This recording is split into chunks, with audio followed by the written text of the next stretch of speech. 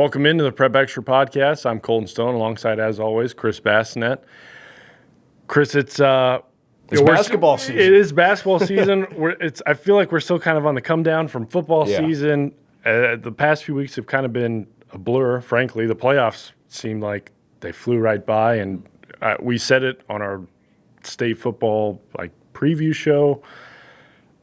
Basketball season's here, and it seems like it's come way quicker than it felt like it was going to. I think it was 2 weeks from state football, and those 2 weeks have come and gone. We've seen a holiday. We're almost to Christmas. But I think, we've had the first weekend of basketball, first few days, kind of just check in with the city schools.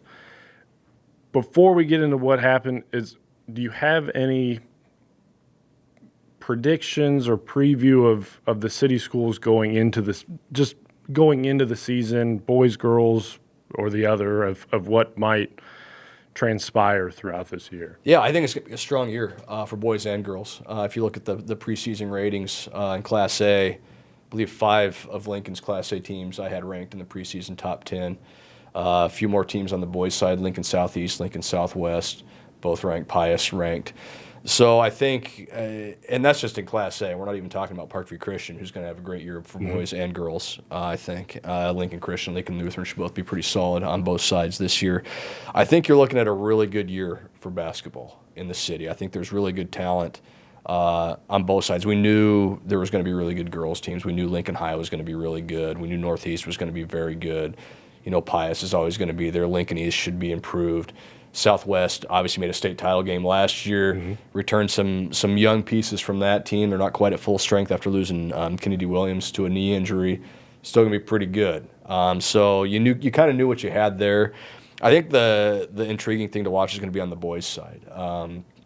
Lincoln Southeast returns just about everybody from last year, and they've gotten off to a strong start. They beat Omaha Westside night 1, and we had Westside number 2 in our preseason ratings, a team that had a really good year last year. Southwest has a lot of talent back. Parkview Christian won a title back and might have gotten better than they were last year. North Star has talent. Brendan Clemens is the first name that comes to mind when you think of North Star, a guy that's getting some recruiting and attention. Lincoln High's always going to be solid.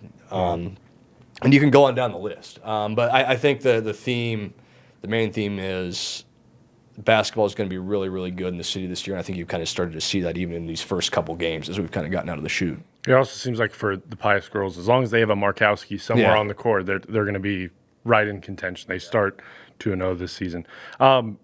Is there any – I guess the intrigue would come from, are the Lincoln schools kind of going to eat themselves alive when it comes to, head-to-head matchups and maybe down the stretch as well? I think there's going to be some real battles. I think the HAC tournament's going to be really interesting when that gets here, and that's obviously all your Lincoln schools, and you throw Kearney in there, who's always solid, Grand Island, teams like that. But yeah, there's going to be some battles, I think, in the city. It's not a deal where, I think you're going to see one boys team or one girls team just run away and hide from everybody else. And you see that some years, and that's fine. I just don't see that this year. I think there's a lot more parity up and down, from the top teams to whoever ends up on the bottom. If you're a bottom team in Class A in Lincoln, you're still probably going to be pretty solid. Yeah. I think that's just one way to look at it. It's almost like Big Ten basketball. It's just going to be a deep, deep year for the city, and that's great. That means you have a lot of good teams. It also means you might have some teams on the bubble when you get to the end of the year, when you're talking about playoff points, wild cards,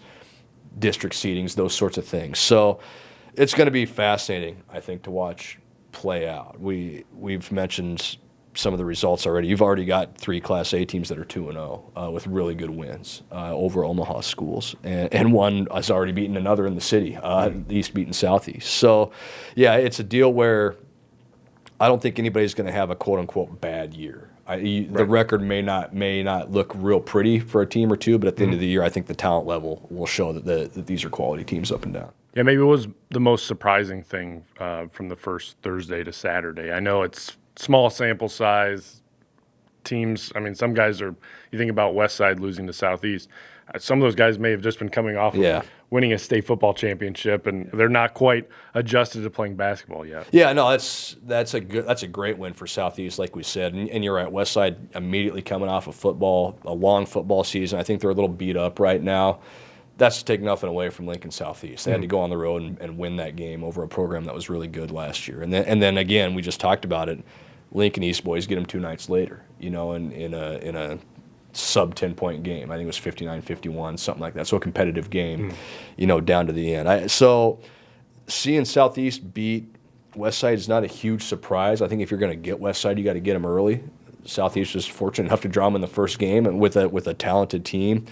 But what that does is it kind of builds confidence. It's a deal where you beat a team that was really good last year, returned a lot from that, obviously has athletes from their football run.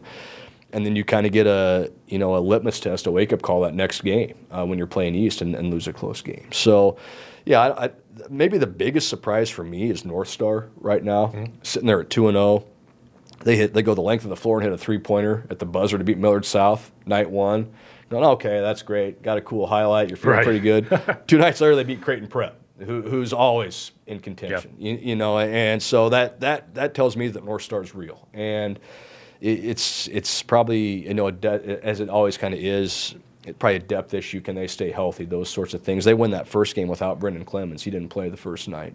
And so that tells you they've got some pieces there. They get Bellevue West at the end of this week. So you're going to get a real good test, and we know Prep's good. Bellevue West maybe on a little different level than everybody else in Class A right now. But, yeah, North Star, if you want to call it a surprise, sitting there at 2-0, that's probably the biggest quote-unquote surprise. Right. I think, like we said, there's good depth in the city, and you kind of think of some of those East, Lincoln High, Southeast teams like that. North Star's maybe not the first team that you think of, but give credit to the Gators after a good start. Yeah, and then, you talk about Parkview Christian. Obviously, they've only played one game. They've got another game Monday night. It's a big win. You kind of expected it. The question is, what is the road to them defending the title? They had a few years where they struggled, much like Parkview Christian football. Yep. You have a couple of those tough years, then all of a sudden you've got all the pieces together, and you kind of just run away with it. What's maybe the key for Parkview Christian to make a defense to this title? I think it's just, carrying on that momentum. They obviously win state last year. Then, like you said, they come into football and have a great year, an unprecedented year. Got through the year pretty healthy, which when you're in a smaller school, you got to do that because a lot of those football kids are playing basketball for you too, And so they did that. You had a long football season. Now it's about how quickly can you settle in, for basketball. Parkview kind of plays that funky schedule a little bit. I think they only played 6 or 7 D2 teams all of last year and went unbeaten against D2 competition. Yep. And 3 of those games come in the state tournament, 2 more come in districts. So, the schedule is going to be challenging for them. Can they – we talked about it already, but they might have gotten better in the offseason. They added a 6'6" transfer that's going to really play a lot for them. They brought back some really good pieces from last year, the guys that had experience going on that state run. So it's about, for Parkview, I think just settling into that rhythm as quickly as they can. The schedule is what it is. We know they're going to play some C2 teams, some C1 teams. They've got Boys Town on the schedule this year. So there's going to probably be some losses in there, but at the same time, you can't lose sight of the fact that when they're playing competition in their weight class in D2, they're going to be really good. Yeah. So it's can you stay healthy through the season, get to the end of the year feeling good about yourself, and then kind of get ready to go on another run once the postseason gets here. Yeah, they'll be battle tested before they really take on their class. Frankly, like you said, they play up. I mean, they have the talent to play up to the C2 schools. So it's just a matter of how can they, like you said, settle in and then use that to just run away with D2. Christian and Lutheran, anything jump out so far in the first couple of games for either of those schools? Good starts for both. Christian's 2-0. You feel good about that. Lutheran's won 1-1 in their wins over GICC, which was in a state championship game last year. And GICC lost some pieces, but you're still beating a team that made a deep run last year. They actually play this week. The sword game on the hardwood, I guess. That's right. Call it that. They play Friday night as well, boys and girls. So nothing too crazy surprising there. Lutheran again, and Christian too. Both teams quarterfinalists in football. Mm-hmm. How did you come through football health-wise? How quickly can you get those football guys kind of up to speed for basketball. You know, I think of Johnny Pels for Lutheran, who had the great year as a receiver for the Warriors on the football field. He's going to be a key guy for them in basketball. How quickly can he kind of transition and get acclimated, because they're going to lean on him quite a bit. That's a guy that they need to get up to speed. And, you know, look, that's the same for every team in the state. I think December especially, you just kind of take this month for what it is. You get your guys in shape, you get them acclimated, you get to the end of the month, and you go, okay, when the calendar flips, we're going to go. So I think right now you're pretty happy with where you've started if you're Christian and if you're Lutheran. Those two teams are obviously going to play hard against each other Friday night. That should be a fun game. Yeah, whether it's, you know, a team that made a deep football run, deep volleyball run, kind of get yourself to the holiday tournament, get yourself a little bit of a break afterwards, and then, yeah, like you said, January 1, kind of flip the switch and turn it on. But we will have more basketball stuff. We will be more in tune with basketball now that football is finally kind of in the rearview mirror. We'll finally get into the full swing of hoops, and it'll be pretty much all hoops, wrestling, and swimming. For the next till March, basically till March. Yeah. So it'll be, which will also go by fast. Yeah, frankly. But sure. For Chris Bassett, I'm Colton Stone. We will talk to you guys next week.